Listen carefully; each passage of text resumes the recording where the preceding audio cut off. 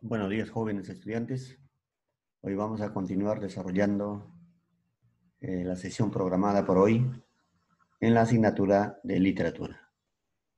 En las clases anteriores, jóvenes, hemos hablado sobre las generaciones, ¿no? En nuestro país. Hemos hablado de generación de 50, hemos hablado de generación de 60. Hoy vamos a hablar sobre la generación del 70. La literatura era vista como un medio, un instrumento para crear conciencia de clase.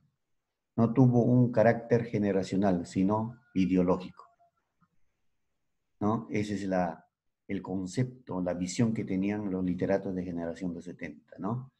¿No? Como una, ¿no? ¿No? Entonces, como un instrumento para crear conciencia de clase de las personas, ¿no? ¿No?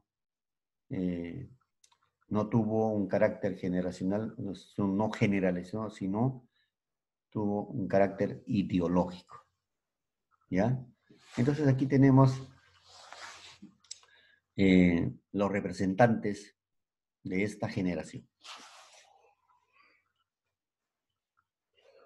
Bueno, por ejemplo, en la poesía tenemos ¿ya? A Carmen Olé,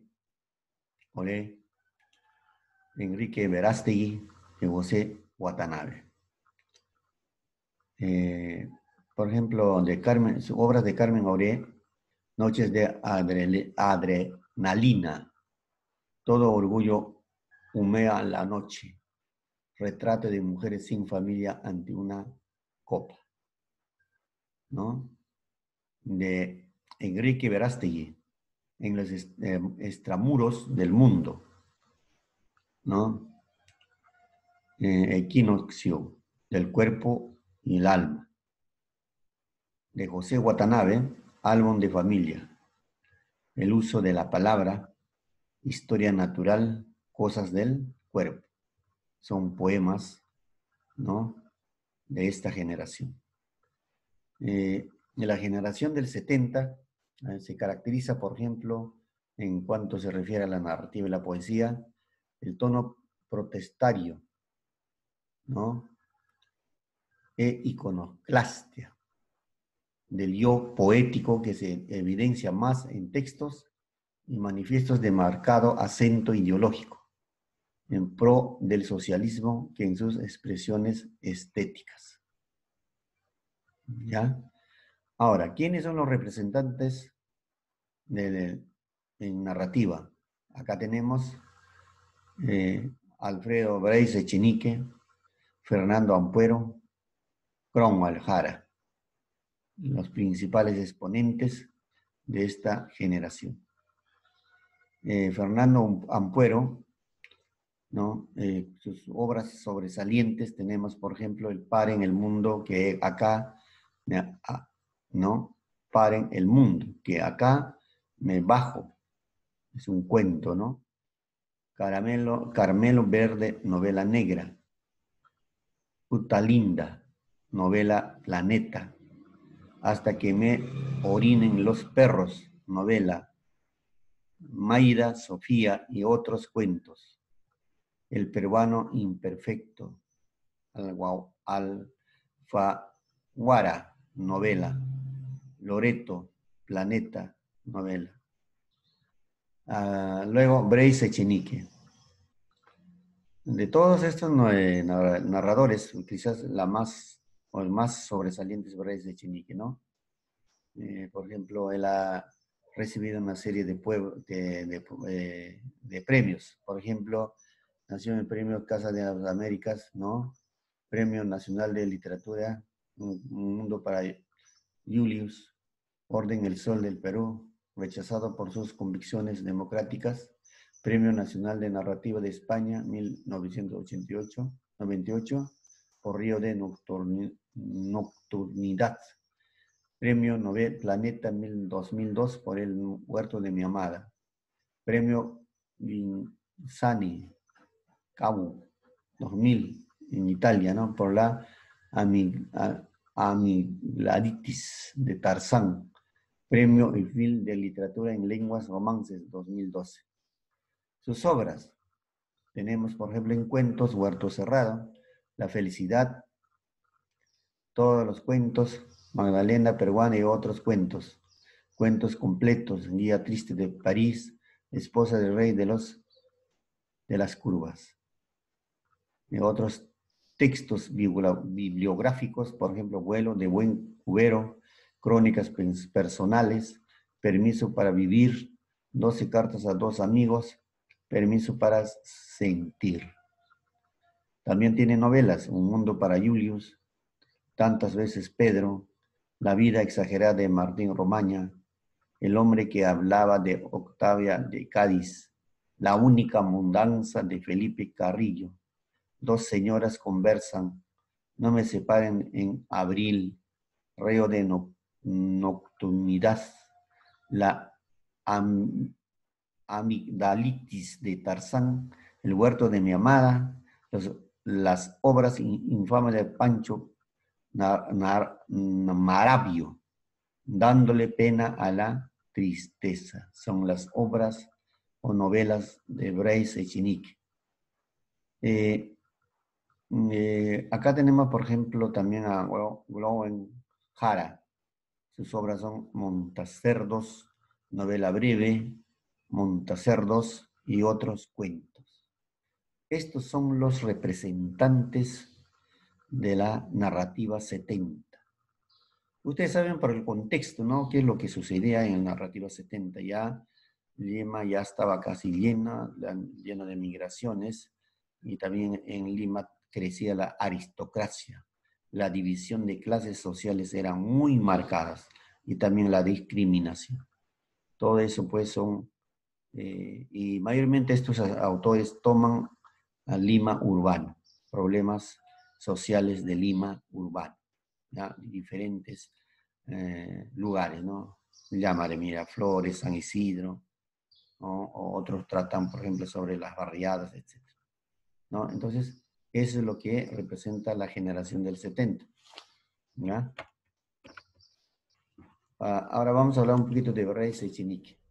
Su temática, la base de sus narraciones es el humor, la espontaneidad del trazo narrativo y la cualidad oral del lenguaje. Sus relatos están sobrecargados de incidencias, peripecias, que teniendo referentes reales y muchas veces autobiográficos, adquieren una orientación delirante. Importancia. Reconocido como uno de los mayores narradores peruanos de la actualidad, Bryce Echenique ha hecho de Lima, los limeños y sus peculiares conversaciones sociales, tema principal de toda su obra, siempre escritos con un manejo del lenguaje y sentido del humor sumamente personales, en donde encontramos personajes de toda extracción social, ¿ya? Ahí está la importancia de Bryce Echenique. Ahora les voy a invitar a escuchar, vamos a tratar de algún modo analizar su obra, ¿no? Un mundo para Julius, por favor.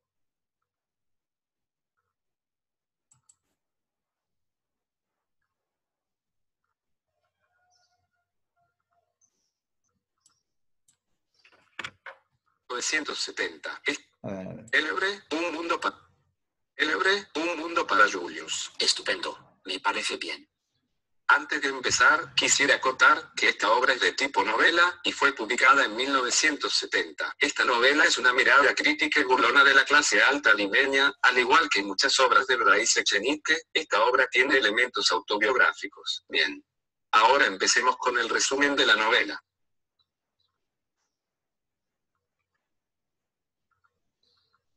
Julius es el hijo de una familia rica, él es el menor de 4 hijos, sus padres son Santiago y Susan. Sus hermanos, Santiago y Bobby, son mucho más mayores que él, pero con su hermana Cynthia solo se lleva 5 años. El primer acontecimiento que marca un giro a corto y largo plazo es la muerte de su padre, cuando Julius tenía apenas 1 año y medio, por tanto era muy chico para recordarlo. Al ocurrir este hecho, la madre de Julius vuelca su atención a salidas con sus amigas hasta muy tarde, dejando que nanas se encarguen del cuidado cuidado de Julius y Cynthia. Vilma encargada de cuidar a Julius, y Berta la nana de Cynthia. La familia Lastarria, pariente de Julius por parte de su mamá, celebran el cumpleaños de su hijo Rafael, el cual trata de que Julius y Cynthia pasen una noche incómoda. Al retirarse de la fiesta, Cynthia empieza a sufrir varios ataques de tos. Por esta razón, Susan, la madre de Julius, decide irse a Estados Unidos, con Cynthia y sus dos hijos mayores, dejando a Julius con la servidumbre. Poco después, Julius acontece la muerte de su hermana Cynthia, la cual fallece producto de las toses. En ese tiempo aparece un supuesto tío de Julius, Juan Lucas, el cual se gana fácilmente la confianza de los dos hermanos mayores. Pasado la muerte de Cynthia, Juan Lucas, Susan y los dos hijos mayores se van de vacaciones a Europa, dejando a Julius con la servidumbre en la casa de Chosica. En la ausencia de su familia, Julius y Vilma viven varias aventuras. Una de las más importantes aventuras es la de conocer al pintor estadounidense Peter, con el que entablaría una amistad.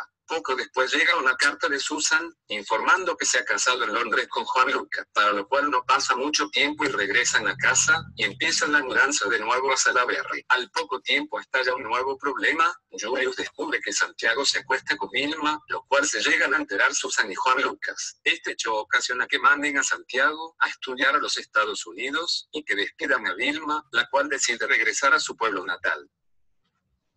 En este capítulo se narra los sucesos del primer año de estudio de Julius en el Colegio Inmaculado Corazón. Por esa época Julius empieza a socializar con la servidumbre, conociendo a Morales, encargado de la limpieza, ya siendo su nuevo amigo. Imaginen juntos su nuevo colegio. Julius encajó bien desde un principio en el colegio, llegó a hacerse amigo de Martinto, el cual era un chico gordo, con el que le gustaba jugar a las espadas. Poco después, Julius cometería un error jugando con Martinto, a quien le tiraría arena a los ojos, ocasionando que se distanciaran un poco. Y desde ese suceso, como todo niño de 6 años, empezaría a meterse en problemas con las profesoras. Julius y sus compañeros del primer grado empiezan a hacer la catequesis para su primera comunión y confirmación. Mientras tanto, se empieza a concretar la idea de Juan Lucas de construir una nueva casa. Llega el gran día para Julius y este se encamina con su mamá y Juan Lucas a la iglesia de Miraflores, y como su padrino, su tío Lastarria. Julius termina el primer año de primaria y llega a tocar y cantar en la clausura. Se inaugura el nuevo local del colegio en la avenida Angamos, y Julius empieza el segundo grado ahí. Ante los ojos asombrados de Juan Lucas, Julius se había convertido en un chico netamente religioso, pedía a su mamá ir a misa todos los días. Y es así como Susan conoció un grupo de señoras como ella, quienes la animan a participar de obras de caridad para mendigos, lo cual no le agrada a Juan Lucas. Finalmente empieza la construcción de la nueva casa. Julius se queda a ver la obra y se hace amigo de los obreros. Juan Lucas llega a vender la casa a buen precio, y Julius llega a terminar otro año escolar siendo el primero en su clase. Julius también obtiene la distinción en música. Julius es llamado para interpretar el preludio de Chopin, pero como no era el piano al que le estaba acostumbrado, se equivoca varias veces. Juan Lucas entrega el palacio a sus nuevos dueños, despide a Nilda, la cocinera selvática, y se va con Susan, Bobby y Julius al club de golf.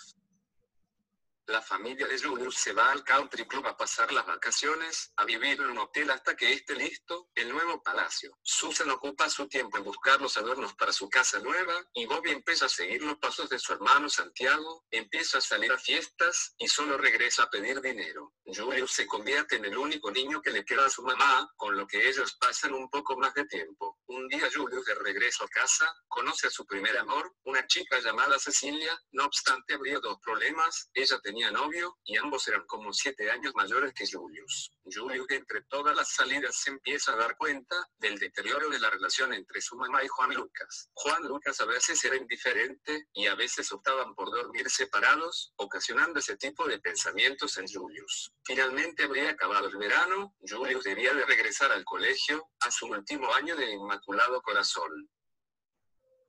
Julius regresa a clases, esta vez ya está en tercero, es uno de los mayores del colegio, como tal empieza a sentirse importante. Por este motivo le empiezan a surgir dudas, como con quién debía de juntarse, y cuándo iniciarían sus clases de piano.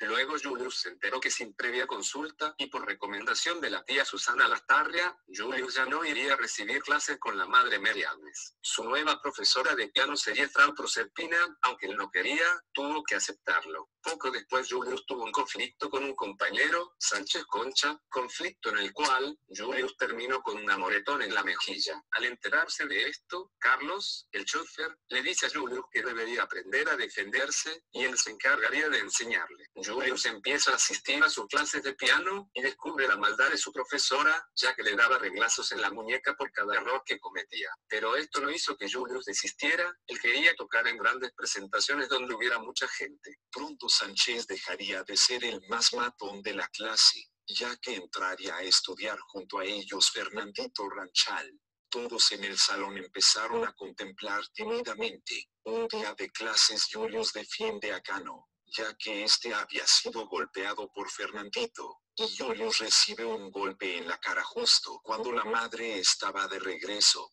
Fernandito fue obligado a pedir disculpas y copiar en su cuaderno: no debo golpear a mis compañeros. Pronto llegarían noticias de que ya podrían mudarse al nuevo palacio. Susan se dedicó a conseguir el reemplazo de Vilma, y halló a Flora, una chica recomendada. Hubo un día en que la profesora de español les pidió presentar una composición de tema libre, a lo que Julius eligió hablar sobre el padre de Fernandito. El día de la presentación del discurso el propósito de Julius era hundir a Fernandito, lo cual consiguió con mucho éxito, y así terminaba el último año escolar de Julius en el Colegio Inmaculado Corazón. No había sacado ningún premio, ni dejaba cabos sueltos. Bobby sin causa aparente empieza a tener arranques de rabia, destrozando todo lo que se le atravesara. Esto debido a que le pusieron los cuernos con su primo, Pipo Lastarria. Susan y Juan Lucas llegan a calmarlo un poco, pero Bobby se encierra en el mundo del alcohol y amenaza a Julius para que no digan nada. Pasado un tiempo Arminda la lavandera fallece. Susan y Juan Lucas deciden darle un funeral medianamente decente y digno, aunque el señor dispone sacarla por la puerta de servicio, y no por la puerta principal como tenía pensado Julius. Entonces Julius decide cerrar todas las puertas secundarias, para forzar a los de la funeraria a salir por la puerta principal. Pasado lo de Arminda, el ambiente se torna tenso por el comportamiento de Bobby, para lo que Juan Lucas decide quitarle la propina, y Bobby empieza a robar a su madre Susan.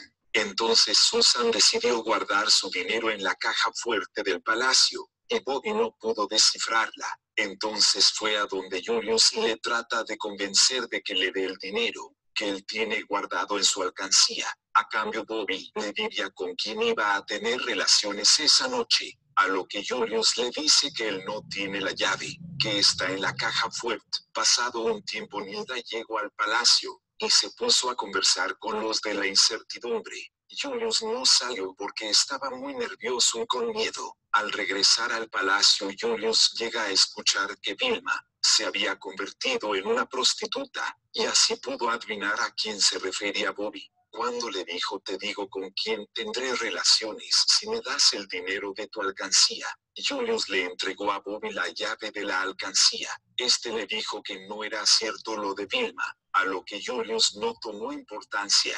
Julius se encontraba destrozado. Se acercó a él. Carlos. Julius no se contuvo y empezó un llanto largo y silencioso lleno de preguntas hacia Carlos. Toda la incertidumbre estaban muy preocupados por la pena de Julius.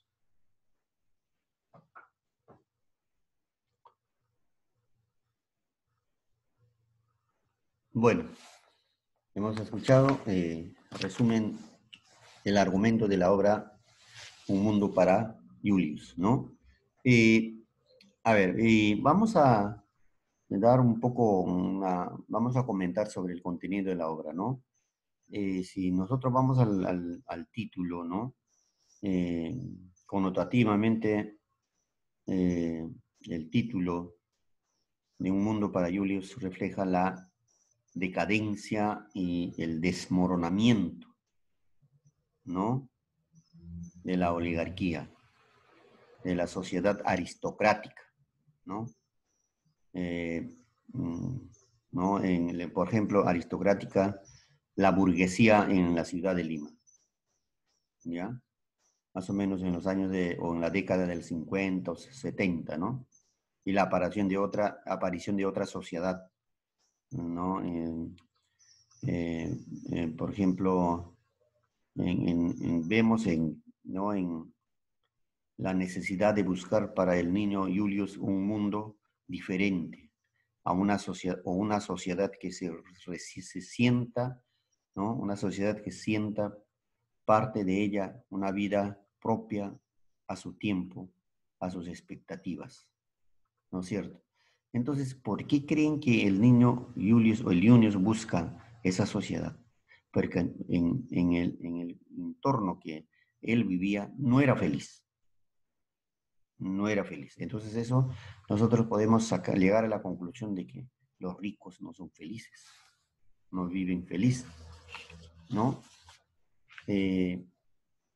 Entonces, en esta obra, Bryce Echenique nos presenta pues que Julius, ¿no? ¿No? El personaje o el protagonista de la obra, desde sus 6 años hasta los 11, descubre el mundo del privilegio, donde había nacido ¿no? En una cuna de unos terratenientes. Y también al observar las desgracias, Julio se da cuenta del vacío que los rodea, ¿no? Entiende que se encuentra completamente solo. Aparte de su pena y su tristeza, existe en su entorno suyo. Y así él se prepara para vivir un mundo aún más absurdo, el de los adultos. Eso es lo que a nosotros nos muestra el autor, ¿no? Por ejemplo, acá encontramos también la vida superficial y despreocupada de la clase alta limeña, ¿no? Producto de sus valores insustanciales, equivocados, ¿ah? La vida agobiada y cansada de la clase baja, la clara diferencia de las clases sociales existentes en el Perú, pobres y ricos, ¿no? Es una narración en la que la, ¿no? caricatura abunda, como ya hemos dicho, el humor también, ¿no? Experimenta el dolor al ver que su hermana ha muerto y Vilma convertida en una prostituta, devenir un grave deterioro de una sociedad que va a estar sujeto a unos cambios violentos. Entonces,